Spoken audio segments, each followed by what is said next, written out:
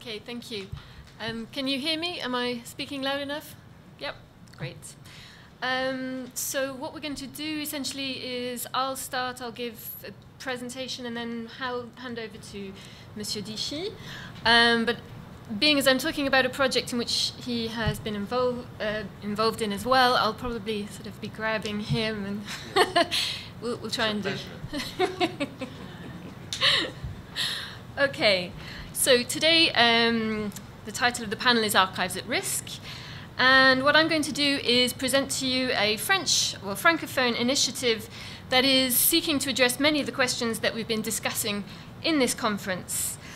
So what I'm going to do is introduce a large project that is currently underway to present a charter, a declaration with a view to helping work to protect literary manuscripts at risk, that is being run by a large team of researchers, archivists, writers, and other leading figures in the French-speaking world, and has also involved several of the colleagues present here today.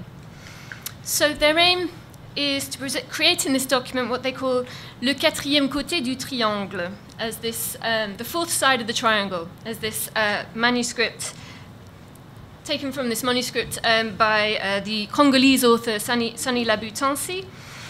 And what they mean by this is create a document that can help bring together, form a basis for discussion, and possibly, hopefully, agreement between the three main parties, the three main sides, if you like, whose interests can coincide, can conflict, and intersect in the process of the preservation of literary manuscripts on a global scale. So that is, first of all, authors, families, literary estates. Secondly, collecting institutions, and particularly national collecting institutions. And thirdly, researchers. In other words, this is a document that is all about trying to find some practical solutions to the politics of location and to questions of ownership and access to literary manuscripts. So before I launch in, I have a brief caveat, which is that I'm going to be reporting, hopefully in about 15 minutes, the work of several years of deliberations and discussions that have involved lawyers, politicians, authors, scholars, and so forth. And it is a daunting task. And I also feel immense responsibility. I think it's of great interest to the people gathered here today. And I also really hope that I can report as accurately as possible on their work. So what I'm going to try to do is indicate the broad outlines of their project and draw upon Monsieur Dichy, on Albert here for help. Albert. And answer questions as best I can, but I'm going to, at several points, indicate where I have very little idea, where my knowledge ends.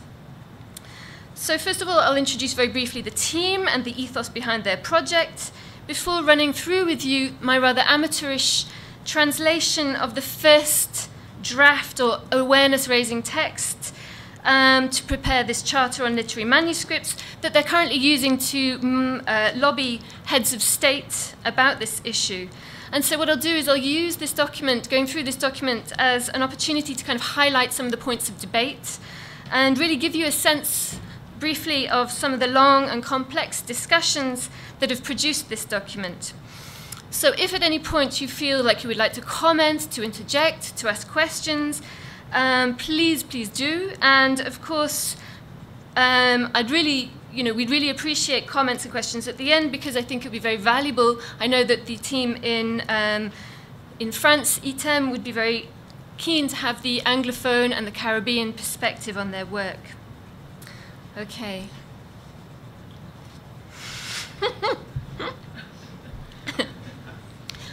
It's quite difficult as a control freak to not have control of the zapper, but Daniela is doing a very good job. Okay, so to understand the motivations that underpin the project and perhaps determine its approach, the team that set this up are called the Institut des Textes et Manuscrits Modernes. This is a national research institute based in France, in Paris, that is dedicated to the study of literary manuscripts and particularly genetic criticism. And they have teams working on Rousseau, on Voltaire, Balzac, Proust, etc. And they've carried out many very interesting, useful publication and digitization projects. The charter project is being developed by a team within this institute, and it's called Manuscrits francophones du Sud. or Francophone manuscripts of the South. It was set up in 2007 in recognition of the fact that compared to countries of the global north, where there are several centuries of tradition of preserving literary archives, very little work had been done to preserve literary heritage manuscripts in French-speaking African and Caribbean countries. And just as over today and yesterday, we've been speaking a lot about questions of repatriation, of restitution, and above all, how the question of colonial pasts have deprived countries of their literary heritages. So this is the same question that is very much uppermost in their minds. Pierre-Marc de Biésy, who was then director of ITEM, was very clear.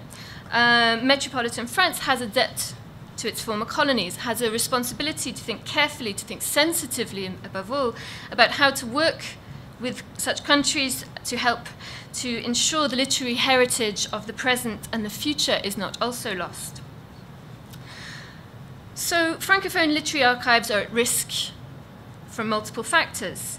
And I won't go into too much detail because I think we're all very much aware of the various risk factors. And certainly in Cheryl's presentation, the risks posed by climate, by humidity, by termites, by natural disaster was very clearly set out. It's also, of course, financial. There is a lack of resources, building, equipment, and adequate numbers of trained staff in place to preserve such material. Also, as Jens pointed out, there's political, there can be factors of war, political unrest, and also Lilian Manzour's presentation, I think, set out very clearly that authors' works can be at risk from their governments as well. And there is also a problem of perception amongst authors and their families that such material may not need to be kept. There are, of course, many notable exceptions to this rule, such as Léopold Senghor or Amadou Kourma. But, of course, there are many, many more cases of papers that have just been left to rot, that have disappeared, that have been lost. And there are, of course, problems associated with the literary ecosystem. I like that term. Francophone book authors have often been published by small ephemeral publishing houses whose records are often long gone, or by large French publishing houses to whose archives it can be incredibly difficult to gain access. And many authors' work, of course, has not been published at all. Once the manuscript go, so then that heritage is lost. So their aim is therefore to promote the preservation of literary manuscripts and research. Their work has several strands. First of all, to map archives at risk. And here, they have been working, the team in ITEM has been working in collaboration with academics across the Francophone world through networks of local scholars, through the Agence Universitaire Francophone, to identify archives at risk. And so you can see on this map the principal papers that they've been working on thus far. And they based their selection on two criteria. First of all, literary quality, and secondly, vulnerability to risks, vulnerability to the list that I just listed above. So what they've been doing is gathering this material together, cataloguing it, and treating it when necessary, and providing training for the staff in country of origin.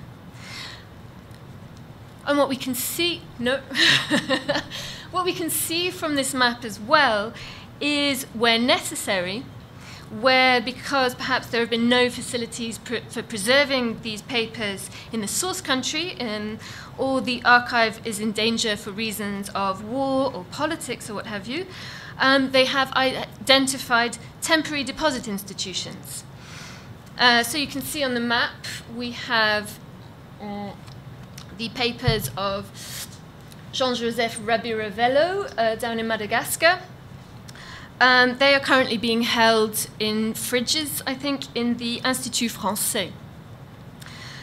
Meanwhile, the Congolese author Sonny Labutanzi's archives are currently being held in the Limoges Francophone Institute. And that, I understand, was a decision of the family. I think he had several close links with the Limoges Francophone festivals.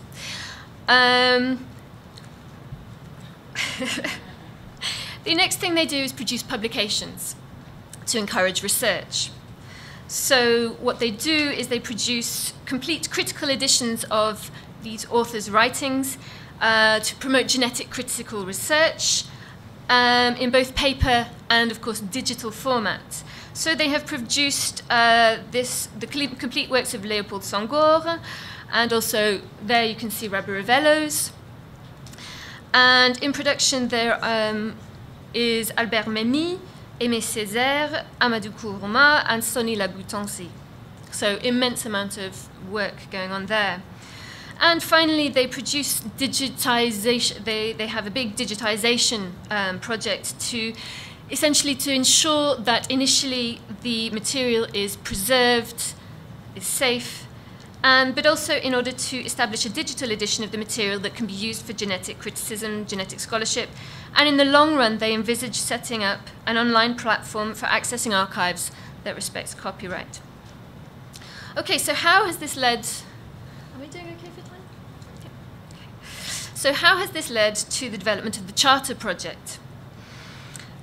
The recognition of the need to develop a network of temporary deposit institutions has led them to really reflect on what that might mean. So developing a network of politically neutral and geographically appropriate, geographically close institutions for deposit, for the temporary deposit to the country of origin of the manuscripts. And this has led to the need to develop a legal framework and a set of model deposit contracts to protect and reassure the three main partners implicated in this process. Okay, so essentially, briefly, the three sort of things that is families need to ensure the protection of their archives, they want to protect the treatment, they want the archive to be fully classed and catalogued, but also to be promoted, to be used for research, but also to see the economic value of the archive realized. Should there be financial benefits for depositing your archive, for having your archive protected? Also, and this can provoke all sorts of interesting questions about the legacy, the way that legacy is fostered, the way that legacy is treated, but they also often want to be relieved of the work involved in the management of this archive. Then you have the institutions. And there are two sides to this. There are the collecting institutions, the national institutions in the country of origin, who will need legal reassurance that this is a temporary arrangement with clear guidelines for conditions of return. And then there is the deposit institution, the institution that's going to take these papers in, whose questions will be of a very different order, namely how to address the question of funding for the cost of acting as a deposit institution, the cost of preservation, the cost of digitization, and ensuring access, how they ought to go about that, and how the costs will be covered. And finally, there is the third point of the triangle, which is researchers, the community of readers, who want access to everything, and support for permission for their work that interprets and ultimately enhances the archives. So to this end, the Manuscrit Francophone team has held several conferences and consultations with representatives of all parties to try to get a better idea of the concerns and issues raised by each and work out how this text could address the concerns of all three parties. So the first thing that they've done is develop, as I mentioned, an awareness-raising text, a text d'alerte, they've been calling it. And this I'm just going to show you in a second, has been signed already by various scholars, writers, librarians, and archivists. Several heads of state as well have also been contacted with a view to creating pilot projects of temporary deposit institution and education projects. And the text will be presented to the assembled heads of state of Francophone countries at the summit of the Organisation Internationale de la Francophonie, which is to be held in Dakar in November this year. So it's an interesting document. Can I have the... Thank you. Straight away, I have to really apologize. This is a legal document, and I am not a legal translator. So it's going to be interesting. But I'll take you through it. So it's called the Treilles Collective because this was a conference held, it's developed out of a conference that was held at the Treilles, which is a charitable foundation down in the south of France, who has been supporting this project as well. So we, the International Collective of the Trait, representing Francophone conservation and research institutions and many leading figures of the Francophone world, are issuing an alarm call. Archives are a treasure at risk. The Universal Declaration on Archives states that they are unique and irreplaceable, but they are also fragile. Literary manuscripts form an essential part of our cultural heritage. And I confess here, I've been very polite. I wasn't quite sure how to translate patrimoine culturel. And in a second, I might ask Albert to comment on this notion of patrimoine culturel, for they contain the memory and history of peoples and nations. However, such manuscripts today are often under threat from major risks, be they climatic, biological, economic, social, or political. The owners and custodians of these archives are often without the resources to face these challenges. So we seek to bring to the attention, We seek to bring to the attention of the member states of the Organisation Internationale de la Francophonie the importance of these following points. So one of the first questions at the conference was, in fact, the nature of the text itself. Should it be a charter? Should it be a declarative charter? So essentially along the lines of the ICA Declaration on Archives or UNESCO declarations, or should it be a convention that obliges signatories to fulfill the conditions? And if so, who do they see as enforcing this?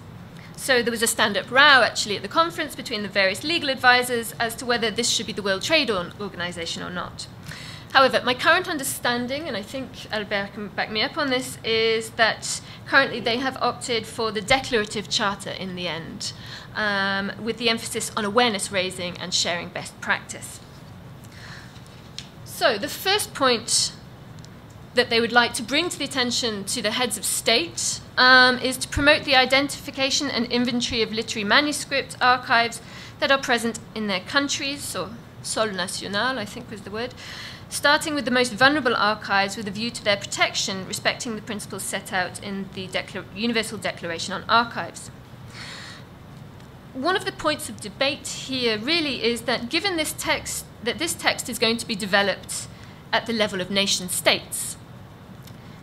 It is a primarily top-down approach. It's being presented to heads of states, and so it will be the heads of states that they are seeking to mobilize in this work. And this is very clear, I suppose, in the language the French use, the patrimoine culturel, and I couldn't really find a term that translated this wonderfully loaded sense of both the patria, the fatherland, the country, and ownership. And certainly in discussions at the conference on this charter, both the Bibliothèque Nationale de France and Albert of the IMEC underlined the importance of choice, the importance of authors being able to choose where, who, and when, where they deposit, even which country this is, and that this is an important choice, and that flexibility needs to be written into any kind of model contracts of deposit that are developed. Because as Albert made very clear, this notion of patrimoine can be very problematic for authors, especially for writers. I think you gave the example of Adonis. I will speak about him. Good, okay, so I shall sow the seeds for later. Also, I think particularly it's interesting to highlight, and David Sutton mentioned this notion that patrimoine culturel is not a single entity. We don't want to mask the number of rich and diverse cultural traditions whose primary forms must be respected and preserved. And perhaps we might wonder whether there should be more emphasis on linguistic plurality as well, and collaboration. So secondly, they underline the conservation and digitization of literary manuscripts whose value has been recognized, and the provision of conditions for their durable, sustainable preservation in sites that can guarantee the necessary security, following an appropriate technical protocol. The point here is, briefly, the legal advisor Marie Cornu pointed out that there may be a legal precedent here in the notion of the safe haven. And we discussed how there is already some precedent for this, such as the Mayday Rooms, Safe House for Vulnerable Archives, based in London. And that's a very, very different sort of guerrilla organisation almost. I don't know if I've used the right term there, but it might provide some useful ideas for how this notion of safe haven has already been used by sort of shelter places, safe house for vulnerable archives. Can I go back, please? Okay, thank you. And then the second point that was raised is the criteria, how the criteria according to which this question of the literary value of manuscripts to be preserved will be decided, and who is to recognize this. It's a question that was raised at several points in the most recent conference, and I understand that it is still being discussed, but particularly perhaps the need for international arbiters such as UNESCO and the ICA, is essential. So I should be quick. The third is the point that these should be made accessible to all, whichever form that may be, and in a way that respects intellectual property, but also the rights of individuals and the rights of the research community. And so just to wrap up, they end on the proposal of setting up 3 linked measures at local levels according to networks of expertise available in the countries concerned. So they would like to see networks of experts and specialists who are capable of carrying out that inventory, deposit libraries they're mentioned, and this international digital platform. So, as I stated in the introduction, I'll end this presentation with a request for comments and suggestions, as I know that the ITEM Manuscrit Francophone team would be very interested to have the Caribbean and Anglophone perspective on their works, to learn about similar projects as well that are being carried out and where there may be synergies. Okay, thank you. Thanks.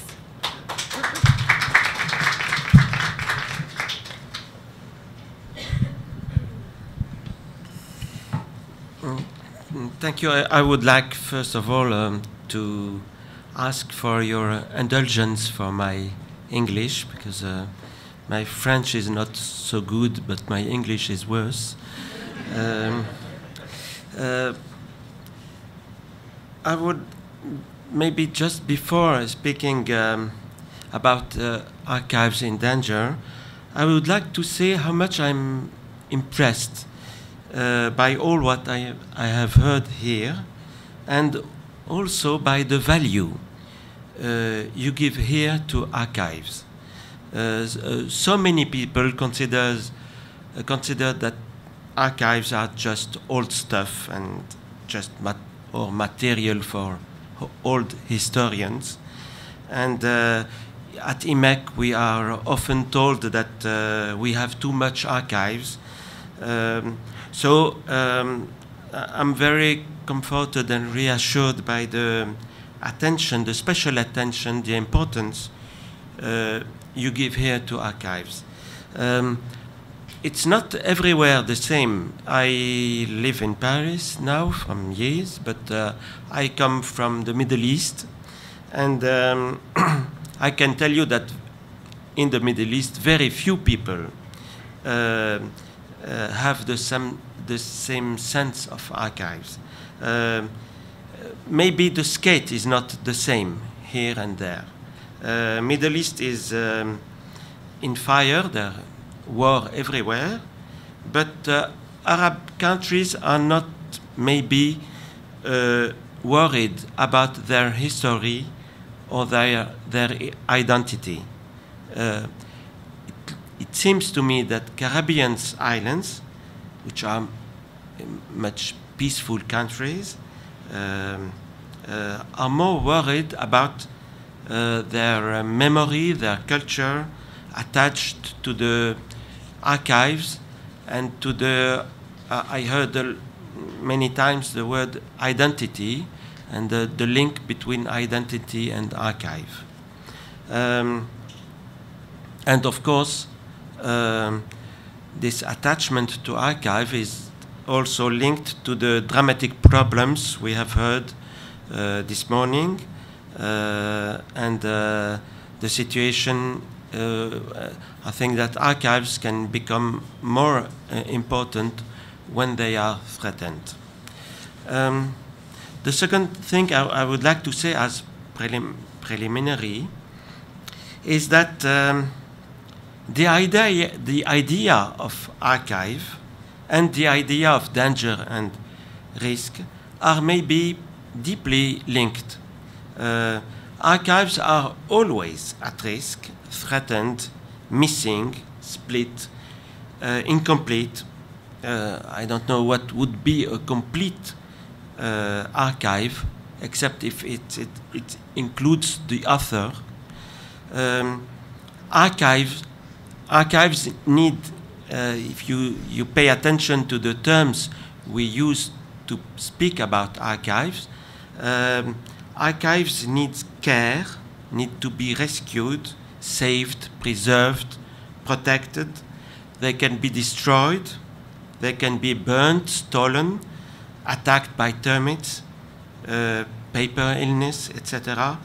And when you work on archive, you are immediately on a slope for a soft paranoia. And the problem is that we are right to be worried because archives are vulnerable and precious. And in the actual context, there is another danger. I'm going to speak a little bit about IMEC, which is my experience on archives. I was not an archivist at the beginning. I was a researcher like André. And André will tell you more this afternoon about IMEC. But I discovered recently that something that was not obvious on the moment. IMEC was created by the end of the 80s. So 88 for the opening, and 88 for the first papers about IMEC, the status, and for the opening of the first library, 89. It means that IMEC was created at the right moment where the death, the dying out, the disappearance of the manuscript was on the horizon. I speak the handwritten manuscript. And in France, the creation of IMEC coincides also with the development, the blooming of the genetic approach, a critical way of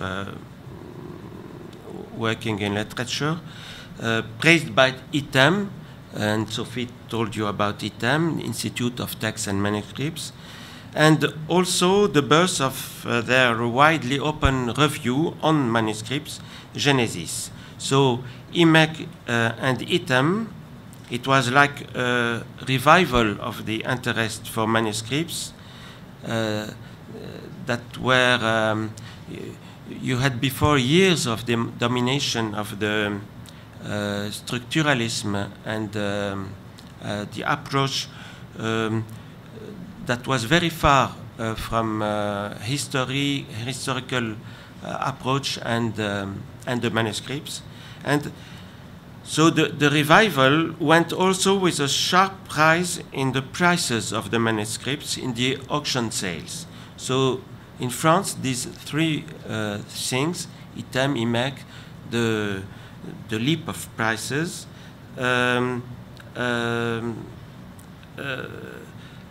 it came at the moment where exactly manuscripts were in another kind of danger, if we can say that.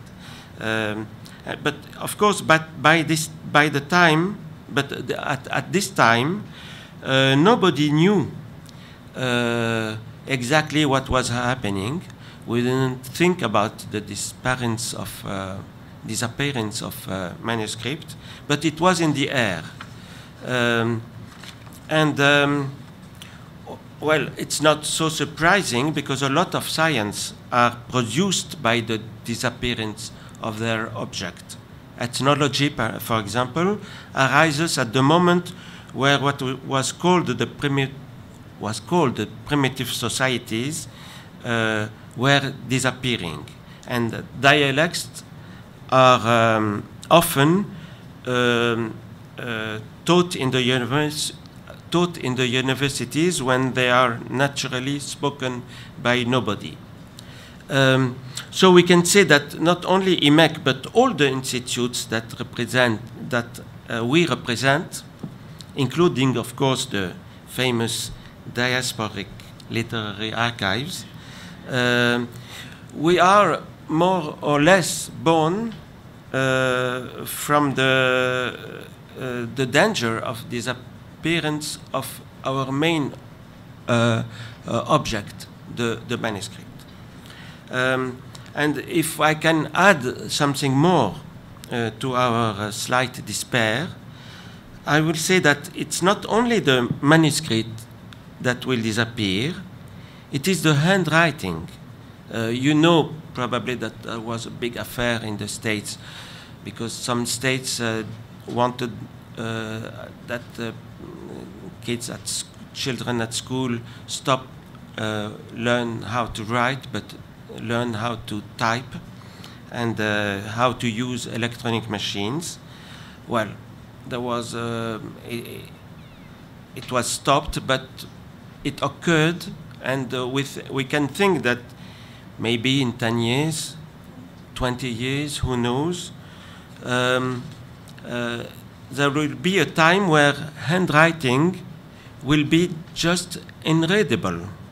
And you will only have specialists, people, who have been trained for it, like for Latin, for example, who will be able to read our beloved manuscripts, letters, notebooks. So if I come back to our subject, but I'm not so far, because a lot of the problems that were that occurred and that we spoke about during these 2 days, they will soon we will soon enter a completely different world, and the question of ownership, appropriation, capture of culture heritage, as well as the problem of where the archives should be, will totally be out. But it will be easier because we will get rid of one of the illusions that produce the manuscripts. It's the illusion of the original, which is linked to a myth of origin. But we are not at this point for the moment. Writers have still a lot of manuscripts, and anyway, we have to treat with the heritage of all the manuscripts that were written, even that are written now. And what is more also, archive and manuscripts are not exactly the same. You have in archives you have also a lot of material, audiovisual material. You have a lot of papers, of documents which are of biographic material, which are not included in the disappearance of manuscript. Well, now, to face the problem of threatened archive, I'll say that actually for us in France and Europe, mostly in France, which is more turned towards the Francophone literature of Africa, Caribbean, but also of the Middle East, I think it's important to think not to a single solution, but at a range of solutions. In France, where we have very strong state traditions, Usually the common idea was that it was to the state institution to solve the problem. And of course it's very important to have, it was said this morning, it's very important to have in each country national library. It's the base. But it's not enough. In France, it didn't really work with the Bibliothèque Nationale. When IMEC came into the archivist landscape, it became easier for one reason. It was easier for us at IMEC to treat with writers from other countries for one simple reason. It was that IMEC was not representing France. IMEC is a simple association, and it's an important point because in an association you don't have the same relation with the authors who become partner, and they stay partner even after the archives come to IMEC. Of course, this legal situation association is a fragility, but this fragility can become a strength because we are not treating with writers of who comes very often from the ancient colonized country, and who can have sometimes the feeling that France institutions are arrogant and also are appropriating their own cultural material. And it was said before here for other countries. Treating with IMEC, which is a young institute, more maybe an institute than an institution, they have the feeling that it's not that we are like neutral archive management enterprise, and not like the representative of the French culture. And that we were, on this point, more widely open. So the fragility of IMEC can comfort people that can be afraid of facing the Bibliothèque Nationale, which is its strength, its power, its prestige. Of course, at IMEC we have no budget acquisition. So it's never a question of money. We have just money to assure the fonctionnement, the way the IMEC. Yes, so you understood. But we cannot buy archives, and it's an important thing because it's never the question of money that interferes. And nevertheless, IMEC grew very fast, and now have more than 600 different archives funds. So the question of money was not the main point, even if it can be sometimes a problem. But the fact is that when the writer enters IMEC, he becomes a partner, and this point can be interesting for him. And also the fact that we are an associative structure made that the contract we proposed is a deposit contract. It was at the beginning when IMEC opened, it was just a deposit contract.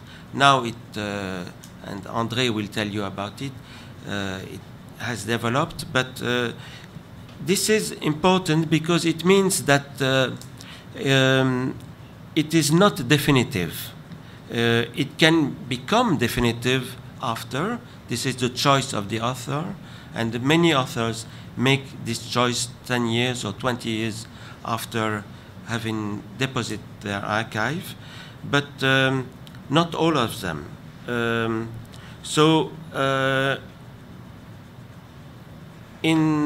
With this device,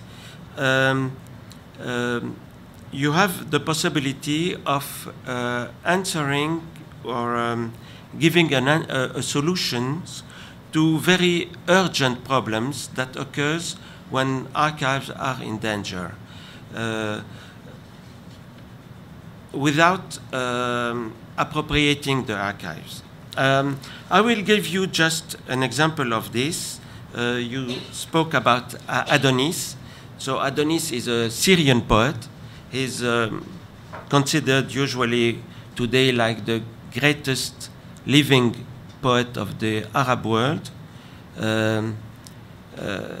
He belongs to he's Syrian, he belongs to the Alawite community, so the same community of Bashar al-Assad, the president of Syria, but he had problems with the government, and he even went in prison. But as he is Alawite, he knows that even if the revolt in Syria make Bashar al-Assad fell, and if he loses power, he will be considered as an enemy by the new power. So on both sides, he's in a very bad situation, even if he's very attached to his country. He asked us if we could receive his archives, even if all his archives are in Arabic. We are not here in the Francophone border. And we accepted, and he came, he traveled a lot in Syria, and he always comes back with a plastic luggage, and inside he has new archives. Well, he is a very prestigious writer, and I asked him why he asked us to receive his archives and not to the Bibliothèque Nationale, who would have been honored to receive his archives. And he told us that it was because, of course, IMEC was a very interesting institution, but also because he didn't want to give them directly to France. If he gave his archives to the National Archives or to the Bibliothèque Nationale or to another institution which is national, he would have the feeling of betraying something of his own,